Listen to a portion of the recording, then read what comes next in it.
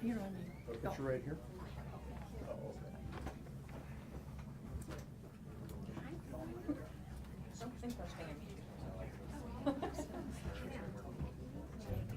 We do. You need to get it.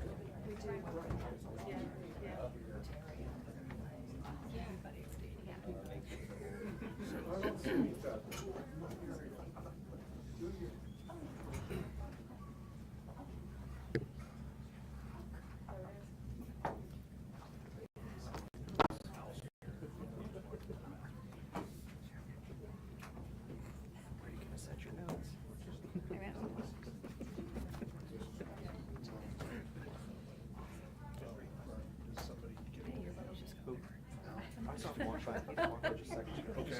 Yeah. I'll just mess with that for a second.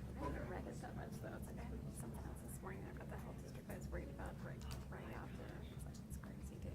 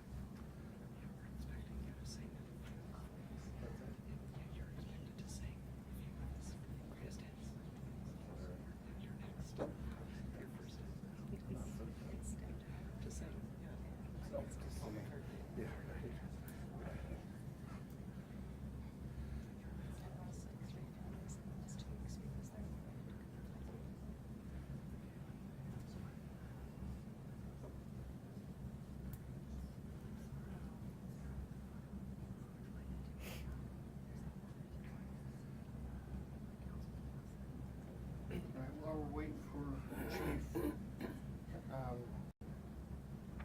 the way this is going to flow for you all is I'm going to have Commissioner Kuney go first because both her and Commissioner Kerns have meetings at 12:30. They have to get out. And Commissioner French. Well, I might be a little late. Al, then Mayor Woodward, and then Mayor Hayley, then Al and Larry, and I'll finish up at the end for some more of the technical side of it.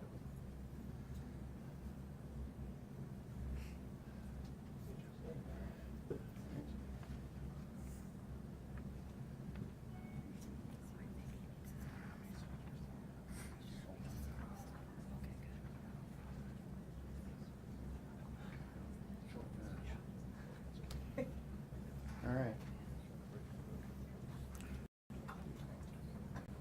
Everybody ready? Everybody got their mic checks? Test. Thumbs up? As long as you're speaking at the podium there, sure, Okay. yep. All right. First of all, thank you for all being here. And we are going to be talking about an issue that's plaguing not just our community, but our nation, and some of the ideas that we're coming up with to deal with it. I want to turn it over to Commissioner Kuney to talk about her thoughts on this topic right now. Thank you, Sheriff. So I want to start by thanking all of our regional law enforcement teams for their hard work protecting our community. What I see happening today is a collaborative effort between all of our law enforcement teams working together as one to root out our gangs and violent crimes across our region. This will make our neighborhoods safer for our residents and our children. The dramatic rise in violent crimes that we have seen in Spokane County is not acceptable and has to be addressed. When innocent civilians and our law enforcement officers become bystanders and the targets of wanton attacks of violence, all other priorities as an elected official have to be put aside until a plan to address this troubling trend is implemented. So I thank the sheriff today for doing that. Along with my fellow commissioners, our highest priority is to ensure law enforcement has the additional resources they need, and we will do this by funding this request. I support Sheriff Knezovich in his efforts to collaborate with local law enforcement agencies to address the rise in violent crimes in our community. I want to thank the sheriff for his leadership as well as the law enforcement partners who will be working with the Sheriff's Department on this important initiative. Thank you.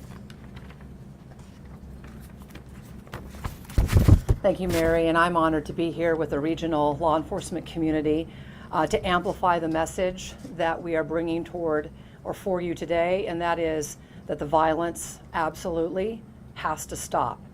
Actively targeting law enforcement brings lawlessness to a whole new level. And I said this on Sunday when one of our officers was shot, and it bears repeating. We were inches away from losing an officer. This is unacceptable in our city, in our state, and in our country. Those officers were responding to a series of drive-by shootings that had happened in multiple locations. And unfortunately, this type of gun violence has become much too common. The violence has to stop. Since this past weekend, our officers in the city of Spokane have responded to a total of 81 shootings from January to last weekend. Half of those are drive-by shootings. At the current pace, we will surpass last year's total, which was the highest in 6 years. This is not who we are as a community, and I know this is not who we want to be. The Spokane Police Department has established a violent crimes task force. It includes 2 sergeants and 5 officers. They will focus on repeat offenders with connections to criminal enterprise and the violence that goes along with it. Criminals who perpetuate violence in our community know no boundaries. That's why we are here with our regional partners, to go after those who are wreaking havoc in our neighborhoods, on our streets, and in our communities. The work of that Violent Crimes Task Force will enhance the work of Safe Streets to target violent crime and the gangs by sharing intelligence, cooperation, collaboration, and coordination. So I just want to thank the regional partners for stepping up as usual. Thank you. Thank you, Sheriff. And to the Spokane community who has said enough of the violence. And I'm just going to tell you that our law enforcement is saying enough of the violence. Please know that they are working every single day and putting themselves at harm's risk to protect all of us. Thank you.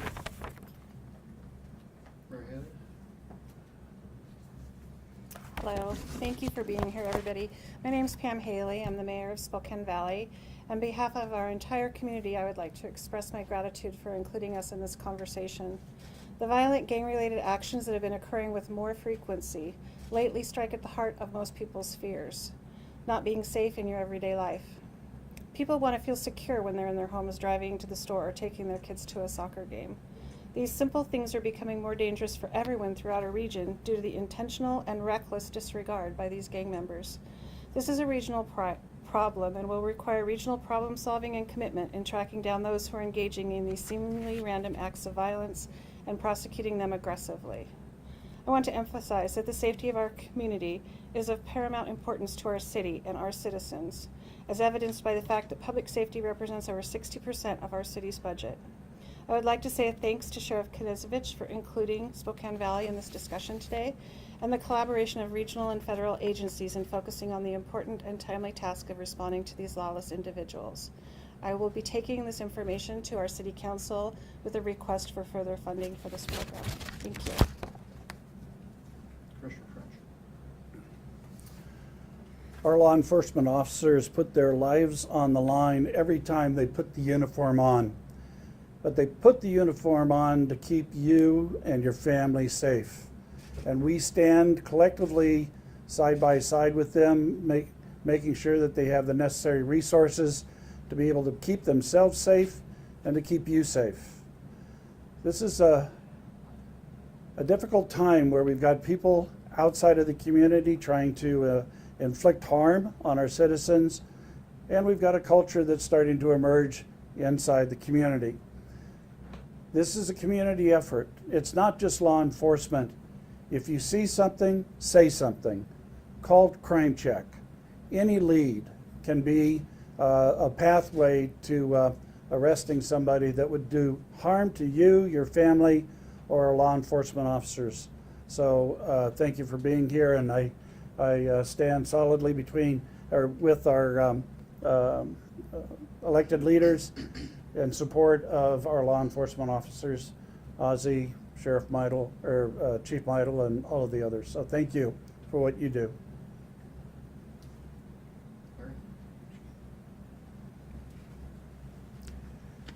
As you've heard, the national trend is present here in Spokane too. Crime in general and violence in particular has been on an uptick. Our legislature hasn't been as helpful as they could be. And it's time, if not past time, for us to regroup, reorganize, get some additional funding from the Board of County Commissioners, and go after this problem that's plaguing our public safety. The role in the task force for my office will be very similar to the role that we play right now. And that will be to ensure, upon request, that the law enforcement officers investigating these crime scenes are given the correct and proper legal advice to make sure that the evidence that they so meticulously work to gather will be admissible in a court of law, and that the perpetrators of these violent crimes will be held accountable at a later time in a court of law. Thank you very much, Sheriff, and thank you all, Mayor, and the board for taking this so seriously. Thank you. Good afternoon, and thank you for being here. As Mayor Woodward discussed earlier, the number of shootings in our community is disturbing and unprecedented. Last year was a record year for the number of shootings in Spokane, and without a concerted effort, this year could be worse than last. In May, Chief Meidel, Mayor Woodward launched the Violent Crimes Task Force at the Spokane Police Department. This proactive unit, along with our Safe Streets Task Force, our patrol officers, and our Major Crimes Unit, are working tirelessly to hold shooters accountable and to get guns out of the hands of felons and off of the streets. The Spokane Police Department is fully committed to partnering with all of our regional partners and our federal partners to address this critical issue. We appreciate the support we've received across the county. Our department in particular is very grateful for all the support since Sunday's incident with Officer Honecker. We'd like to thank everyone in the community for reaching out and all the kind messages. We thank God for looking out for all of our officers and keeping them safe each and every day. Thank you.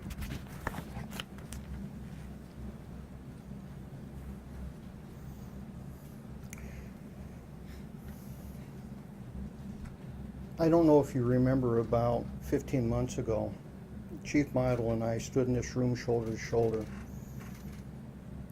and we said we had a growing violence issue in our community. At that time, we had 4 dead kids in our community. If you've been driving around, if you've been paying attention, if you've been watching news coverage, you know that we put a billboard up trying to find justice for a young man that was killed in our community. But what we're receiving back is silence. Silence because you have fear in our community, fear of retaliation. Fear that if anybody does what Commissioner French suggests, if you see it, say it, you'll be a target. That is not the type of community we want to live in. You should not be afraid to do the right thing.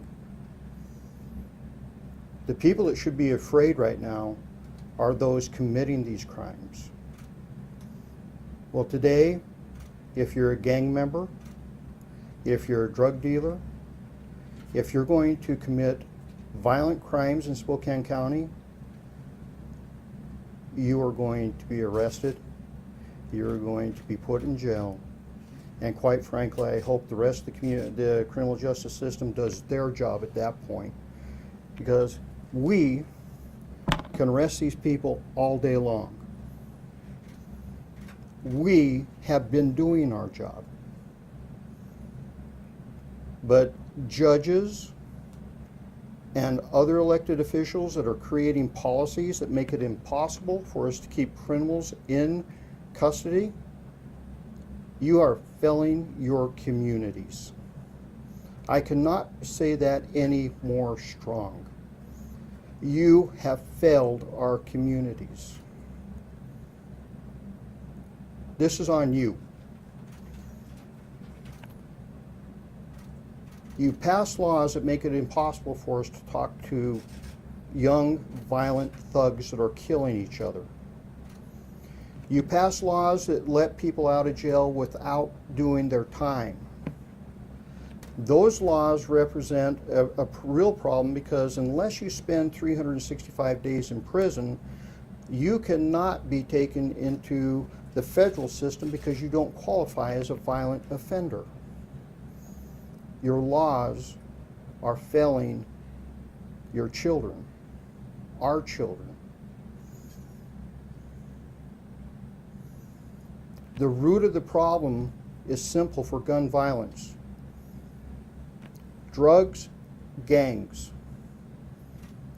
You eliminate those two issues and you've wiped out a good chunk of gun violence in America. It's that simple. It's time to get serious at all levels.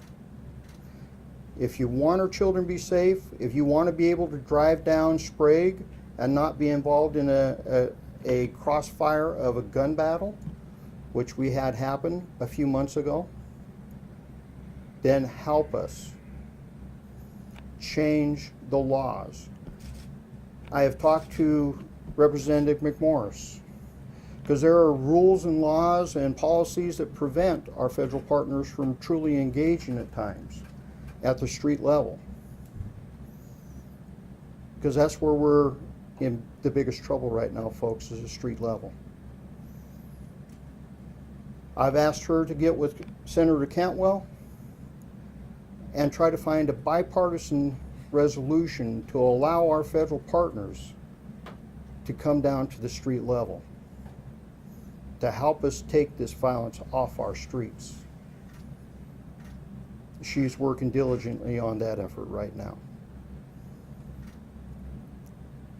My goal is to stop our children from dying, to stop the violence in this community, and to make sure that if you live in a house in some of our less affluent areas in this community, you don't have to worry about bullets flying through your doors.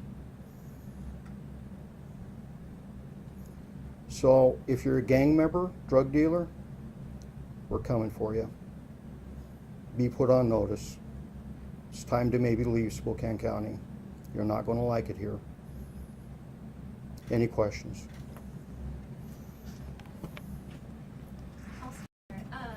Sheriff Knezovich, how many gangs do you think are currently operating in the county? How many are on your radar, I guess? You know, Emma, that number fluctuated since 1980s, and quite frankly, one of the reasons we have a gang issue in the community is because back then people said there was no gang issue. Ask any law enforcement officer standing in front of you right now, and they'll tell you, denial. The same thing in our schools, denial. It fluctuates anywhere from 850 to 1,500 gang members in this community at any given time. The exact number of sets and anything else, I'm not in the gang unit anymore. I'm not that close to the ground. But if the inference is there's not a gang problem in Spokane County, it's part of the problem. It's this denial. It's been part of the problem for the last 2 years, the denial that crime is on the rise in Spokane County. And that message has been driven in our community. But your law enforcement leaders are going, crime's up, help us out. So maybe it's time to take a harsh look at what we're really facing. And what we're really facing is, yeah, gangs are here. And I can tell you traditionally, that's about 950 to 1,500. That's not to necessarily include the wannabes. So there you are. Amanda Rowley with KREM 2. I have a question for the mayor and maybe the assistant chief to talk about the Violent Crimes Task Force that was announced earlier this year. What are the metric or tangible goals for the task force? I know we've talked about, you know, the goal of arresting repeat offenders, but what other goals are there? It can't just be that. So are there other metrics that we're using to track the progress of the task force? Well, it's very, I'll just start and then I'll hand it over to you, Chief. It's been in effect for just a few weeks. So they went through 3 weeks of training before starting off. And in addition to going after the chronic offenders and aggregating those crimes to felonies, it's going after the suspects of violent crime so that we can build better cases against those individuals targetedly, and then so that we can get them longer sentences in prison. And we just haven't had the ability to focus that effort in that way in the past. It mirrors other specialty teams the department has assembled in the past that have proven to be very, very successful. And we don't anticipate this Violent Crimes Task Force to disband anytime soon. Yes, the unit is a proactive unit. It's a street level unit, so it fills a need in our department to have specially trained officers who, on short notice, are not responsible for radio calls. They don't carry an investigative caseload. They are in the community to go and find people associated with these types of incidents and to be able to get them off the streets as quickly as possible. They supplement our investigative side of the house, and they're an asset to patrol. To be able to go out and to get these folks before they're able to continue the violence. If I could follow up with that, Sure. Chief. Last time we spoke about this task force, you mentioned it was proactive and reactive. So are there metrics to follow the reactive, or how is that happening now with the several shootings we've been seeing? So when we have a shooting, they will go and try to assist the investigators in contacting those that are responsible. And that's the reactive component of that. But when you look at an investigator who carries a caseload, they have a lot of duties to build the charges, to write search warrants, and to conduct the investigative portion of this. This unit, they can say, I need to talk with this person, I need to talk with that person, and this person needs to be arrested. They go and they take that off the plate of our investigators so they can focus on their job. Is it fair to say then a metric of tracking is maybe the arrests made? I mean, some kind of, is there a tick on the box that we're checking? I mean, there's got to be some form of what are we accomplishing? Is that a fair assessment of just these are the number of people we're arresting, or something else to show the success of the task force? Yeah, so they're one piece of the puzzle. So yes, arrests are certainly something that we will look at as a win for them, but they're also their ability to get information and to contact witnesses in a timely manner and to speed up that investigative process is another thing that we anticipate. It's just going to be a more effective, more robust response to the problems we're seeing. Thank you. I'd like to follow up on that. What we're looking at is taking all our assets, pulling them together, developing a clear mission and clear command and control. And we're going to go after the problem. The purest answer to your question, Amanda, is the absence of violent crime in our community. That is the metric. The day that we hit that, we'll be 100% successful. Odds of hitting 100%, well, let's be real.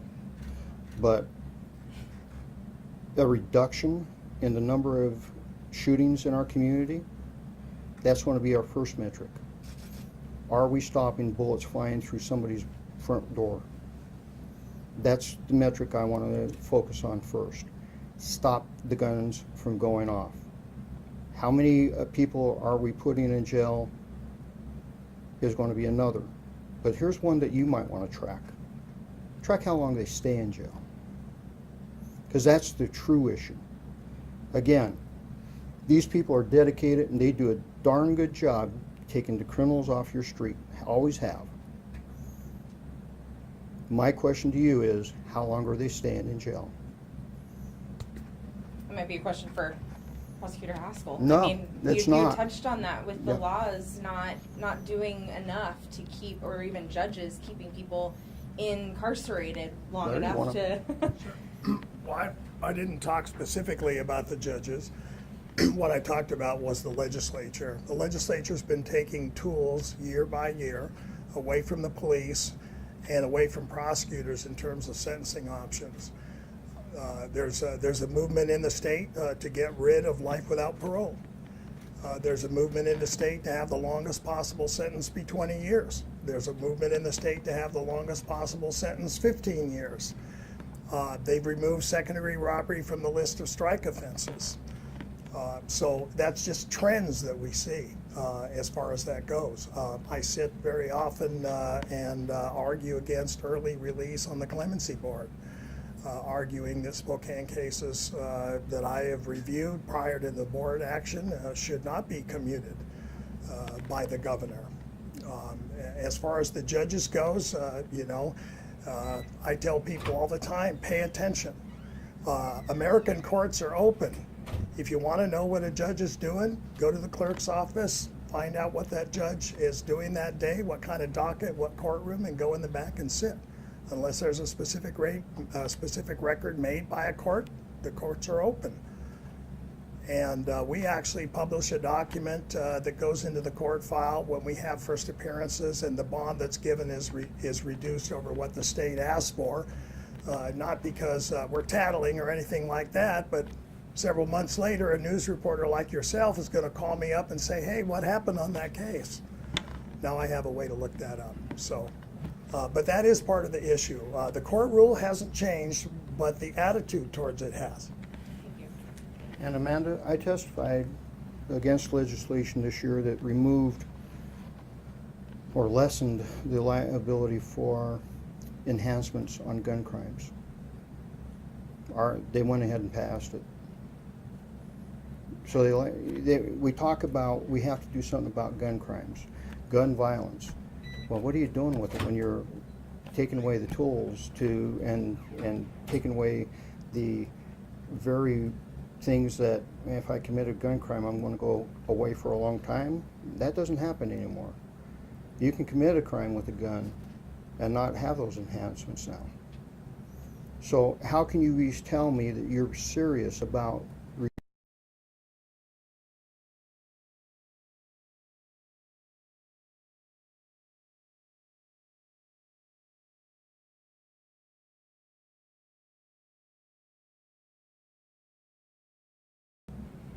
and they're released right back out? Unlike Larry, I will talk about the courts. Courts need to start taking a hard look at what they're putting back on our streets. Emma, I believe you had your hand up. Mayor Hayley and Commissioners, you mentioned funding. You're going to ask for more funding and we're going to need more funding. So how much is that initial proposal going to be, and what is that specifically going to fund? Let me answer real quickly, unless Mary you want to. Go ahead. All three of these commissioners have given me $100,000 for this effort right now. They are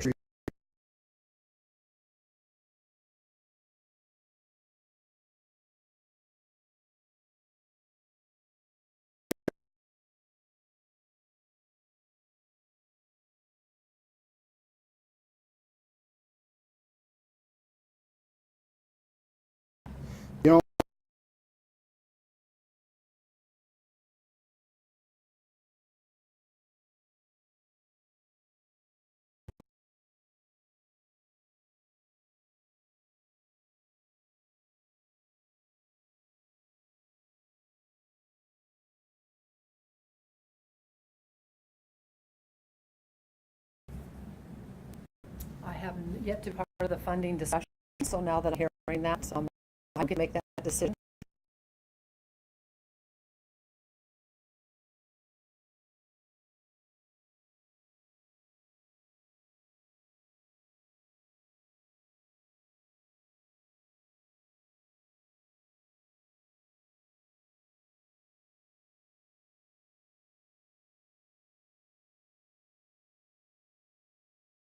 Shootings, aside from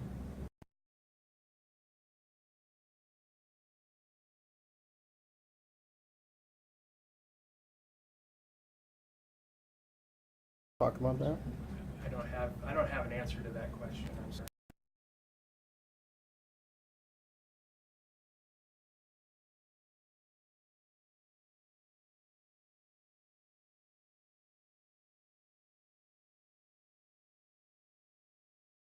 Fentanyl. And again, what are we doing